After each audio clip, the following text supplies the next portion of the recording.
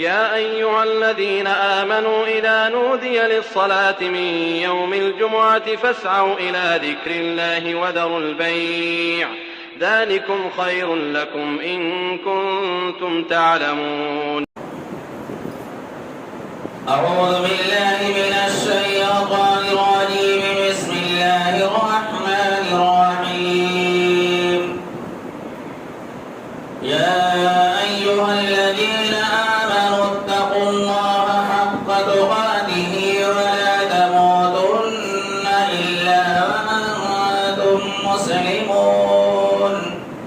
يا أيها الناس اتقوا ربكم الذي خلقكم من نفس واحدة وخلق منها زوجها وبث منهما رجالا كثيرا ونساء واتقوا الله الذي تساءلون به والأرحام إن الله كان عليكم رقيبا. يا أيها الذين آمنوا اتقوا الله وقولوا قولا سديدا يصلح لكم أعمالكم ويغفر لكم ذنوبكم ومن يطع الله ورسوله فقد فاز فوزا عظيما. وقال الله تبارك وتعالى في سورة الأعراف: ونادى أصحاب النار أصحاب الجنة أن أفيضوا علينا من الماء أو مما رزقكم الله قالوا إن الله حرمهما على الكافرين الذين اتخذوا دينهم لهوا ولعبا وغرتهم الحياة الدنيا. محترم حاضرین جمع، نوجوان دوستوں، اسلامی بھائیوں، بزرگوں، ہر قسم کی حمد و ثنا، بڑائی اور کبریائی اللہ رب العالمین کے لائق اور مناسب ہے، جس نے ہمیں اور آپ کو اس کائنات فانی کے اندر پیدا کیا اور اپنی بے شمار نعمتوں سے ہمیں نوازا. بعدہ بے شمار درود و سلام نازل ہوں رب العالمین کے بھیجے گئے جملہ انبیاء کرام پر، خصوصاً احمد مجتبی محمد مصطفیٰ صلی اللہ علیہ وسلم پر، جنہیں رحمت للعالمین بنا کر مبعوث کیا گیا. برادران اسلام، خطبہ مسنونہ کے بعد سورہ اعراف کی تقریباً 2 آیت کریمہ آپ کے سامنے پڑھی گئی. اللہ رب العالمین نے ان آیت کریمہ کے اندر جہنم کا ایک منظر بیان کیا. ہم جانتے ہیں کہ یہ دنیا ایک دن ختم کر دی جائے گی، ہم سب کا حساب و کتاب ہوگا اور عمل کے مطابق اس طریقے سے جس انسان کا عمل ہوگا اس کے مطابق اسے جزا اور سزا دی جائے گی. جنت اور جہنم کی شکل میں آپ انسان کا آخری فیصلہ ہوگا. سورہ مومن کی ایک آیت کے اندر اللہ رب العالمین نے کچھ ایسے لوگوں کا تذکرہ کیا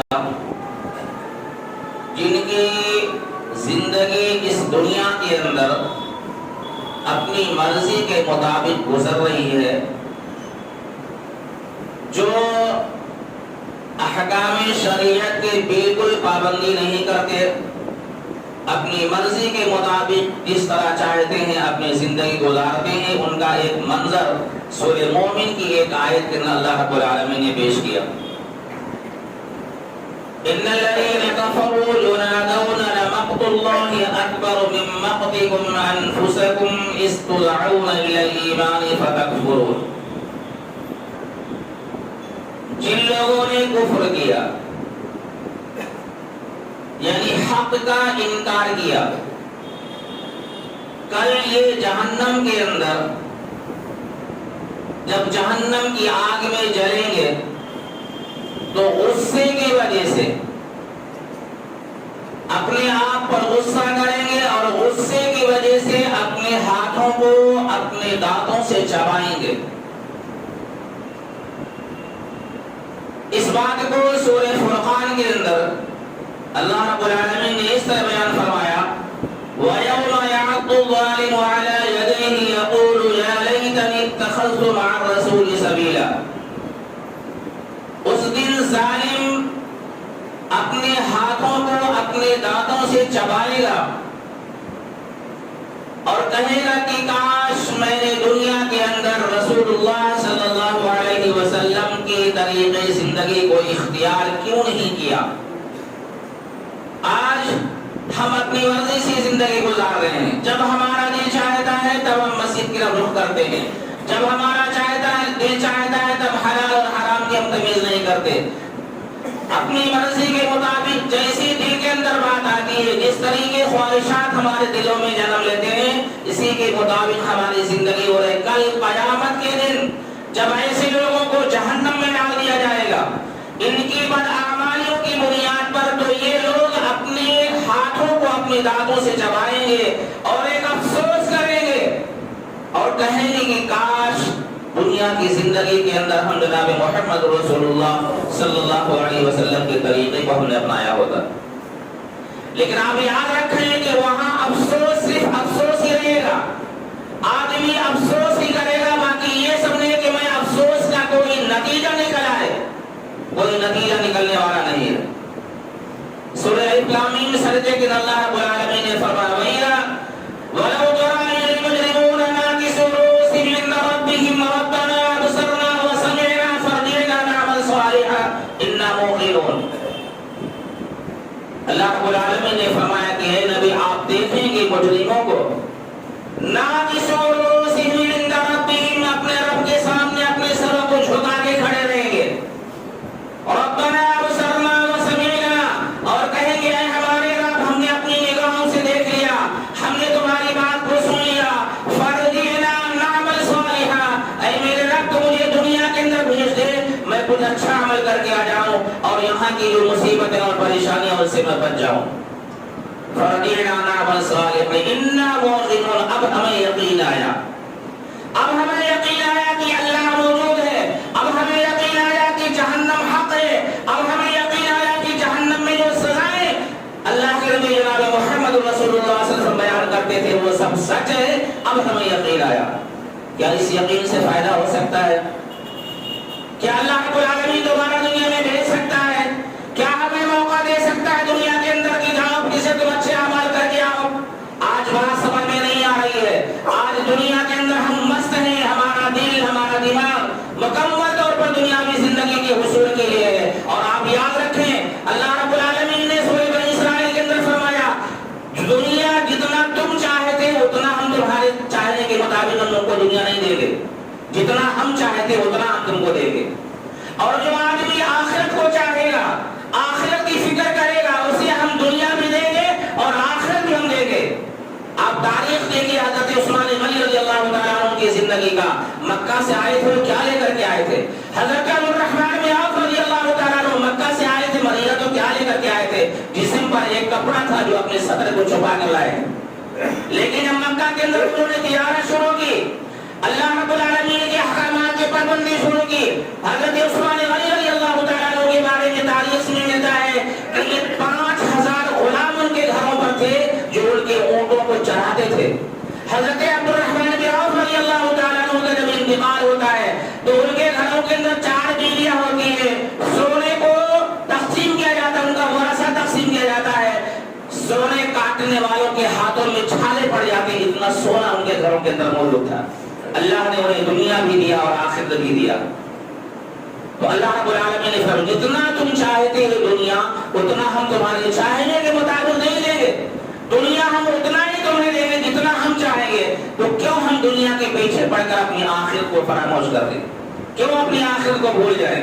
تو اللہ رب العالمین فرماتا کہ ان الذین کفروا ینادون لمقت اللہ اکبر من مقتکم انفسکم.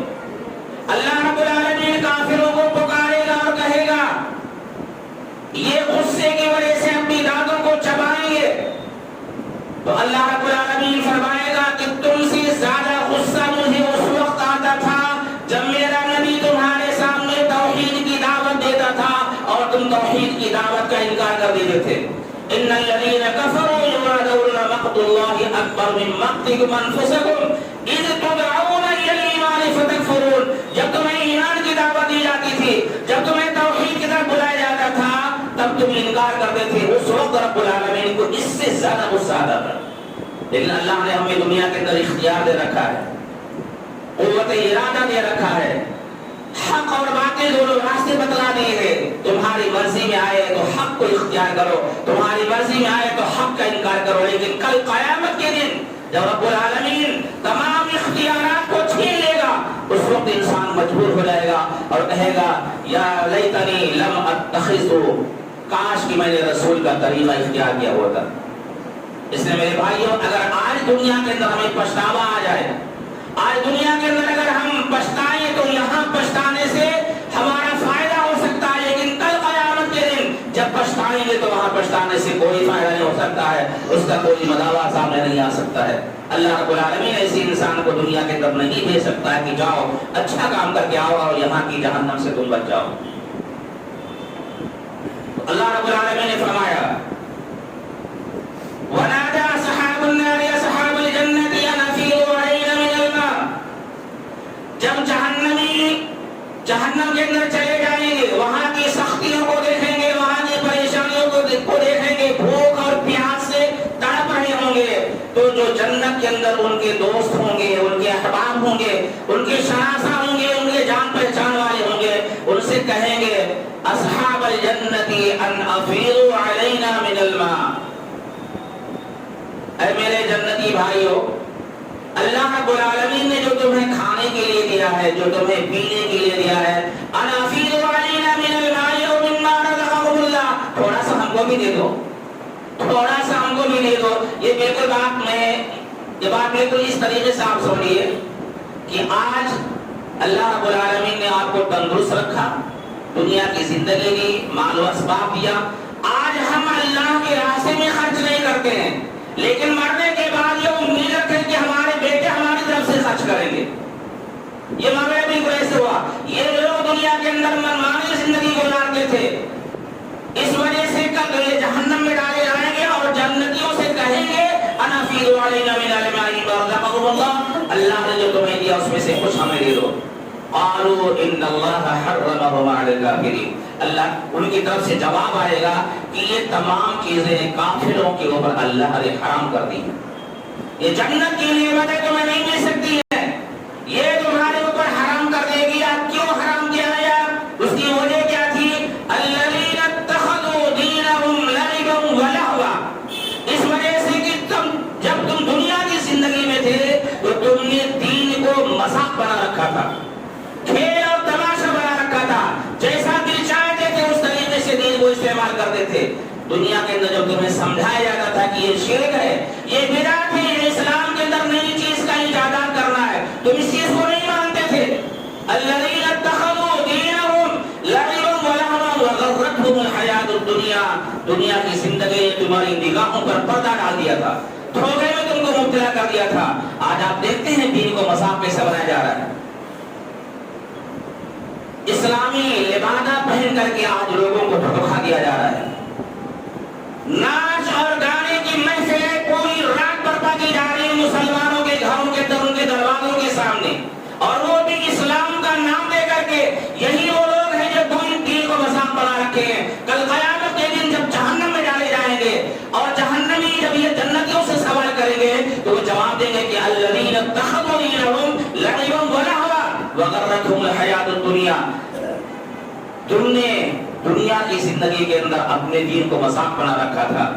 وہ دین جسے محمد رسول اللہ صلی اللہ علیہ وسلم نے تمہارے سامنے پیش کیا، دنیا کے سامنے پیش کیا، اس دین کو تم نے مذاق بنا لیا، اسی مذاق بنانے کی سزا آج تم بھگتو۔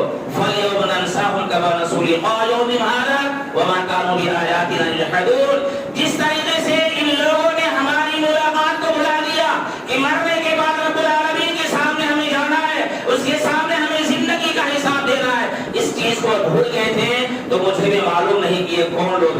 یہی وہ لوگ جو ہماری آیتوں کا انکار کرتے تھے۔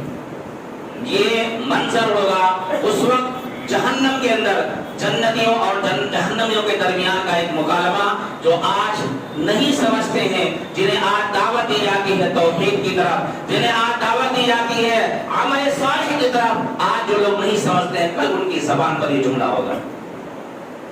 تو سورہ مومن کے اللہ رب العالمین نے فرمایا کہ ان الذين كفروا ينادون مقت الله اکبر من مقتكم انفسكم اذ تدعون الى الايمان فتكفرون قالوا ربنا امتنا اثنتين واحييتنا اثنتين فاعترفنا بذنوبنا فهل الى خروج من سبيل۔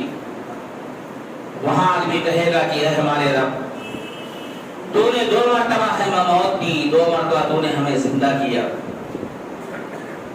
امتنا اثنتين واحييتنا اثنتين فاعترفنا بذنوبنا، اے ہمارے رب ہم نے اپنے گناہوں کا اعتراف کر لیا، ہم مان لیے کہ ہم نے غلطی کی، ہم نے تسلیم کر لیا کہ ہم نے دنیا کے اندر تیری نافرمانی کی، لیکن مان لینے سے، تسلیم کر لینے سے فائدہ ملے گا؟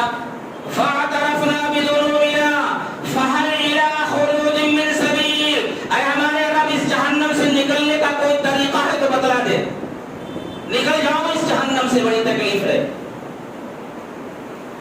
یہ جملہ ان انسانوں کی زبانوں پر ہوگا جو آج دنیا کی زندگی کے اندر جن کی آنکھیں نہیں کھل رہی ہیں، جو اللہ کی وحدانیت کی طرف نہیں آ رہے ہیں، جو ایک اللہ کو اللہ نہیں مانتے، جو اللہ کے ساتھ غیروں کو شریک کرتے ہیں، جو اللہ کے علاوہ غیروں کے نظر و نیاز کرتے ہیں، جو اللہ کے علاوہ غیروں سے مدد مانگتے ہیں، جو اللہ کے علاوہ غیروں کو مشکل کشا سمجھتے ہیں، یہ جملہ ان کی زبان پر ہوگا، فاعترفنا بذنوبنا فهل الى خروج من سبيل، اے ہمارے رب ہمیں اپنے گناہوں کا اعتراف ہے، ہم مانتے ہیں، ہم تسلیم کرتے ہیں کہ ہم نے غلطی کی، تو یہاں سے نکلنے کا کوئی راستہ بتلا دیں۔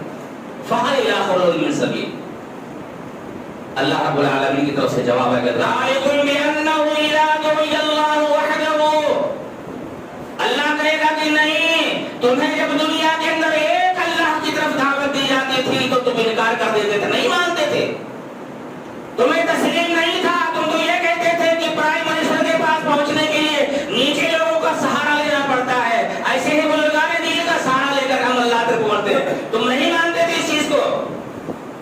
لیس کمثلہ شیء، اللہ نے فرمایا میری مثال مت دو کسی سے، میری مثال کسی سے مت دو، ان اللہ علی کل شیء قدیر، اللہ رب العالمین ہر چیز پر قادر ہے، اللہ حاضر اور ناظر ہے، اللہ 7 پردوں کے درمیان میں چھپی ہوئی باتوں کو جانتا ہے۔ تم ہماری مثال انسانوں سے دے رہے ہو، تم ہماری مثال چھتوں سے دے رہے ہو، تم ہماری مثال سیڑھیوں سے دے رہے ہو۔ ذَلِكُمْ بِأَنَّهُ إِذَا دُعِيَ اللَّهُ وَحْدَهُ كَفَرْتُمْ، جب تمہیں توحید کی دعوت دی جاتی تھی تو تم انکار کر دیتے تھے، نہیں مانتے تھے۔ اور اللہ نے فرمایا وَإِن يُشْرَكْ بِهِ تُؤْمِنُوا، اور جب میرے ساتھ کسی کو شریک ٹھہرایا جاتا تھا تو تم فوراً مان لیتے تھے، ارے ہاں فلاں بزرگ بہت پہنچے ہوئے ہیں، وہاں جاؤ وہاں سے مراد پوری ہو جائے گی، فلاں بزرگ بہت پہنچے وہاں جاؤ وہاں سے تمہارا کام بن جائے گا، لوگ بولتے تھے تم مان لیتے تھے اس کو۔ وَإِن يُشْرَكْ بِهِ تُؤْمِنُوا، جب ہمارے ساتھ کسی کو شریک ٹھہرایا جاتا تھا تؤمنوا فوراً تم تسلیم کر لیتے تھے، لیکن جب ایک اللہ کی دعوت دی جاتی تھی تو تمہارے دلوں کے اندر تمہارے پھیپھڑے سکڑ جاتے تھے، تمہارے دل کی کیفیت بدل جاتی تھی، تم جو ہے ایک اللہ پر ایمان نہیں لاتے تھے۔ اللہ رب العالمین نے فرمایا فَالْحُكْمُ لِلَّهِ الْعَلِيِّ الْكَبِيرِ، تمام قسم کا فیصلہ یہ اس اللہ رب العالمین کے ہاتھ میں جو عالی شان اور بزرگ و برتر ہے، آج اس کے ہاتھ میں فیصلہ ہے، کسی انسان کے ہاتھ میں کوئی فیصلہ نہیں۔ تو یاد رکھنا، آج جو توحید سے برگشتہ ہیں، آج وہ لوگ جو اللہ کے ساتھ غیروں کو پکارتے ہیں، آج وہ لوگ جو اللہ کے ساتھ کسی غیر کو شمار کرتے ہیں، کل ان کی زبان پر یہ جملہ ہوگا، اور ان لوگوں کی زبان پر یہ جملہ ہوگا جو آج اپنی منمانی زندگی گزارتے، اللہ رب العالمین کی احکامات و فرامین پر عمل نہیں کرتے، ان کی زبان پر جملہ ہوگا۔ یاد رکھنا، اس میں ہم میں بھی کچھ لوگ ہوں گے، کچھ اور لوگ بھی ہوں گے جو سرے سے دین کا انکار کرتے ہیں۔ اسی بنیاد پر اللہ کے نبی جناب محمد رسول اللہ صلی اللہ علیہ وسلم نے فرمایا، حضرت ابو ہریرہ رضی اللہ تعالیٰ عنہ راوی حدیث ہے، امام ابن ماجہ رحمۃ اللہ علیہ نے ابو کتاب الزہد کے اندر اس روایت کو نقل کیا. آپ فرماتے ہیں کہ اللہ کے نبی جناب محمد رسول اللہ صلی اللہ علیہ وسلم فرمایا کہ اللہ رب العالمین کہتا ہے یا ابن آدم، اے آدم کے بیٹے، تفرغ لعبادتی، میری عبادت کے لیے تو وقت نکال. اللہ کہتا ہے اپنے بندوں سے کہ اے آدم کی اولاد، تفرغ لعبادتی، میری عبادت کے لیے تو وقت نکال. فَأَمْلَأُ قَلْبَكَ غِنًى، میں تیرے دل کو مالداری سے بھر دوں گا. اب سوال یہ پیدا ہوتا ہے کہ اگر ہم اللہ کی عبادت کے لیے وقت نکالیں گے تو فائدہ اللہ کا ہوگا؟ کس کا فائدہ ہو رہا ہے؟ اپنا فائدہ ہو رہا ہے. رسول اکرم صلی اللہ علیہ وسلم نے فرمایا حدیث قدسی کے اندر کہ اللہ رب العالمین فرماتے ہیں پوری دنیا کے لوگ حضرت آدم سے لے کر کے اس دنیا کے آخری انسان تک ایک میدان میں جمع ہو کر کے میری عبادت کرنے لگ جائیں تو میری عزت میں ذرہ برابر اضافہ نہیں ہوگا.